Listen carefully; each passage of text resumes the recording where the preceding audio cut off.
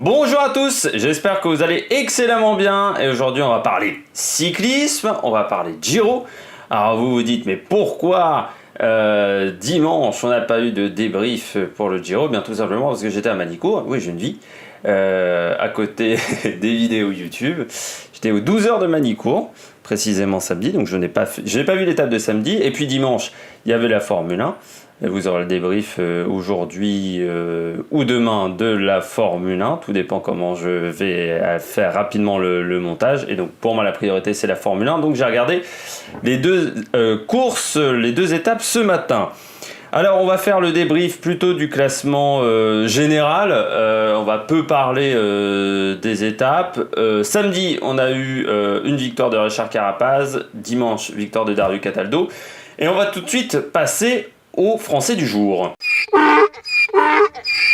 Le Français du jour, c'est Valentin Madouas. Valentin Madouas qui est troisième du maillot blanc désormais en cette fin de deuxième semaine. Il est en bagarre avec Hugh Carty dans ce classement. Il y a 11 secondes entre les deux coureurs. Bon, ils sont assez loin de Pavel Sivakov et de André Lopez qui sont à un étage au-dessus, on va dire.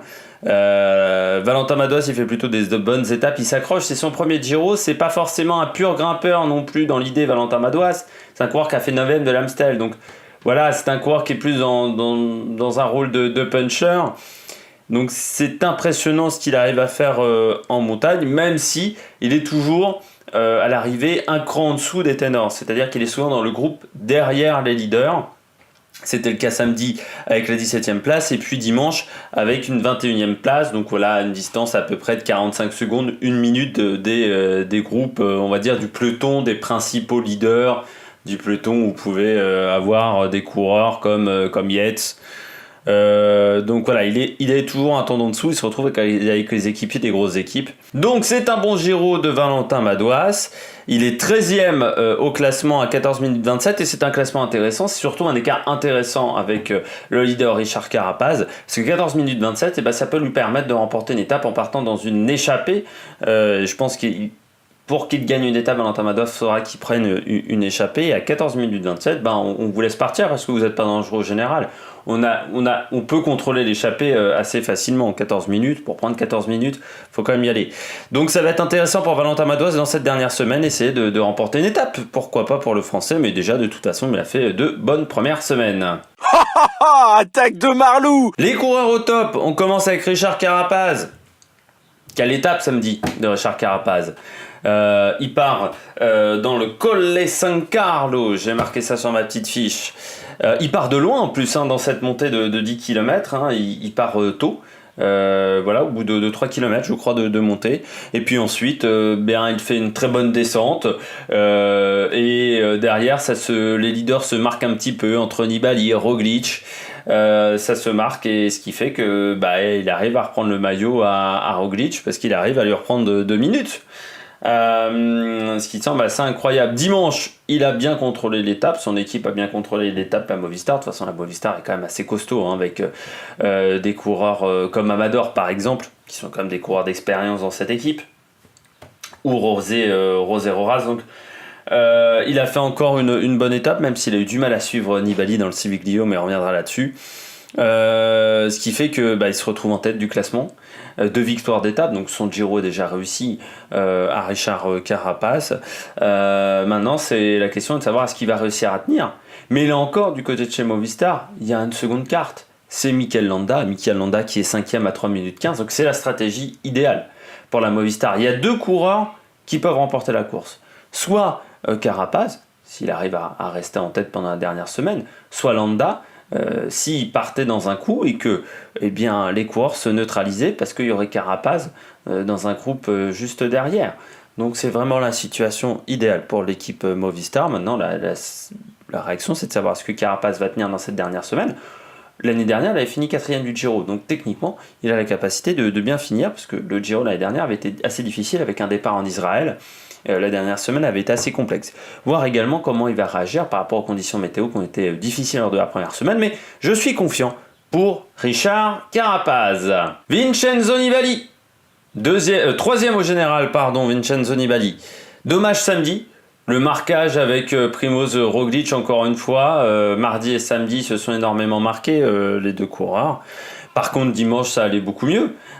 Forcément, avec une étape qui lui convenait parfaitement. Dimanche à Nibali, c'était un mini-tour de Lombardie. Tour de Lombardie qu'il a remporté à plusieurs reprises, et puis c'était surtout dans le bon côté, le côté qu'il apprécie, c'est-à-dire l'arrivée à Côme, avec l'enchaînement du mur de Sornano et du Civiglio, avec la descente technique du côté du Civiglio. Et bien là, ça s'est très très bien passé pour Nibali dimanche. Super descente, de toute façon il est impatable dans la descente du Civiglio. Et ensuite, il a fait une alliance avec Carapaz dans les 2-3 km de plat dans Côme pour reprendre un maximum de temps sur Primoz Roglic qui avait eu des petits soucis. Dernier coureur au top, Dario Cataldo. Quelle victoire dimanche de Dario Cataldo. 218 km d'échappée et c'était pas tout plat. À 2 avec Cataneo, pardon. De l'équipe Androni Giocattoli. Il faut savoir que l'année prochaine ils seront même équipiers normalement parce que Cataneo ira du côté de chez Astana. C'était pas simple, pas forcément une avance phénoménale. On peut dire que ça a contrôlé derrière eux et puis ils se sont beaucoup regardés dans la descente du Civiglio et puis derrière. Et Cataldo qui s'en est bien sorti en gagnant au sprint devant Cataneo. Belle victoire pour le coureur italien qui est un équipier d'expérience. Passé chez Astana, mais également du côté de la Sky. C'est un coureur expérimenté, Dario Cataldo. Les bonnets d'âne, on commence avec Primoz Roglic. Comment on peut avoir autant d'avance, c'est-à-dire quasiment 3 minutes sur tous ses adversaires, et perdre autant de temps en aussi peu d'étapes? Bien, c'est la question qu'on peut se poser du côté de Primoz Roglic. Deuxième désormais à 47 secondes, alors Carapaz était à plus de 2 minutes. Plus de 30, je crois, plus de 30 Carapaz en début de deuxième semaine. Samedi, ça n'a pas fonctionné très bien. Les jambes n'étaient pas sensationnelles, je pense, samedi. Mais bon, il a profité du marquage avec Nibali pour, on va dire, pas perdre beaucoup de temps. Par contre, dimanche, pas de chance. Il a eu un problème de vélo.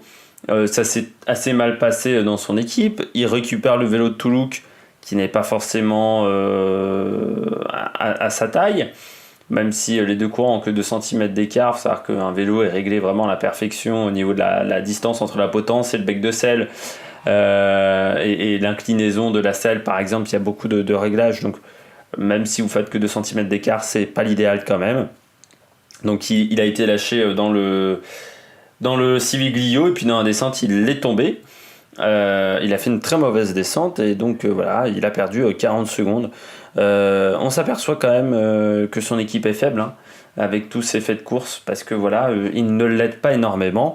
Et puis surtout, moi je l'ai pas trouvé impérial également dimanche, donc peut-être fatigué de la première semaine où ses coéquipiers lui ont dû contrôler un maillot rose pendant 4-5 jours. Avant de le donner à Conti, et ça joue pour un classement général, et je pense que il ressent un petit peu peut-être de la fatigue également mentale, parce que tout l'empressement médiatique autour de lui commence peut-être à le peser depuis quelques jours, et il commence à être fatigué, que ça soit mentalement mais également physiquement. Ilnur Zakarin, 11e au général, désormais en galère samedi et dimanche, a pas réussi à suivre les leaders. Il était même, je crois, devancé par Madouas, je crois, samedi. C'est un Giro qui sera quand même mitigé pour le Russe. Perdu beaucoup de temps dans les contre-la-montre.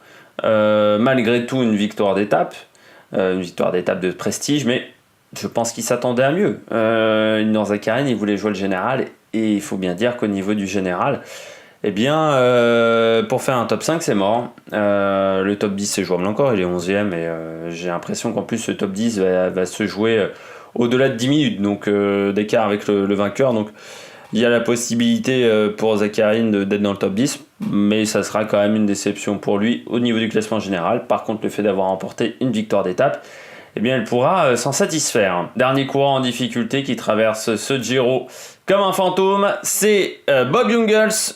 25e, 34 minutes 38, bon, jamais dans le coup, donc samedi comme dimanche, mais pas dans le coup depuis le début de ce Giro, en difficulté dans les contre-la-montre. Je vais pas me répéter sur sa stratégie du mois de mars que je trouve pas très bonne. Je pense aussi que Bob Jungels, il est en dehors de son pic de forme et que la dernière semaine va être compliquée. Est-ce qu'il faudrait pas mieux abandonner pour lui? Voilà, je pense que alors maintenant je pense que c'est trop tard, mais il aurait fallu réfléchir à ça quand même jeudi ou vendredi, parce que il n'est pas du tout dans le coup depuis le début de la course. Donc je suis pas sûr que ça serve à grand chose pour lui de finir au-delà de la 20e place à 35, 40 minutes, voire 1 heure.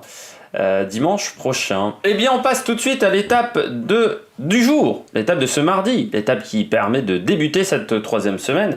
Étape qui a été raccourcie. Normalement, on devait passer par le Gavia, côte mythique, 2600 mètres le Gavia, mais on a eu pas mal de neige ces derniers temps en Italie, et du côté du Gavia, il semblerait qu'accueillir la course eût été un petit peu trop dangereux. Donc on a décidé de l'éliminer. Ça reste quand même une étape difficile, qui ne fera pas 226 km mais 194, et coureurs seront contents, parce que 226 km avec le Gavia, ça aurait fait une course très très difficile, et puis il reste encore une côte mythique.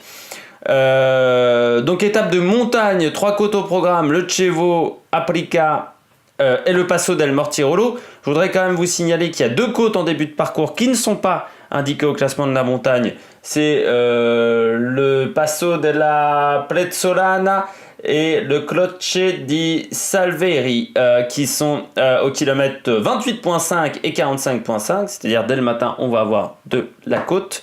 C'est une journée qui va être longue, on peut s'attendre déjà à plus de 5 heures de vélo assez aisément.